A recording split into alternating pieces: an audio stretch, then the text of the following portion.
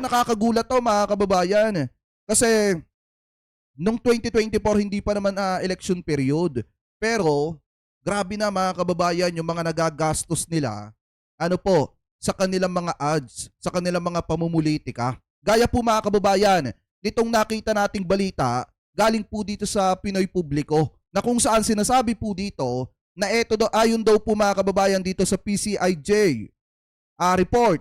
Eto daw pong si Senator Amy Marcos at etong si Camille Villar gumastos daw mga kababayan ng 1 billion sa political ads. Biruin nyo mga kababayan ha, hindi pa election period noong 2024 pero ang nagagastos nila mga kababayan ay nasa 1 billion na po. Ganyan katindi mga kababayan, mag-ubos ng pera yung ating mga politician. Anyway, shoutout kay Inay Miki Moto ha. So basahin, thank you po sa pakape. Eto mga kababayan, pag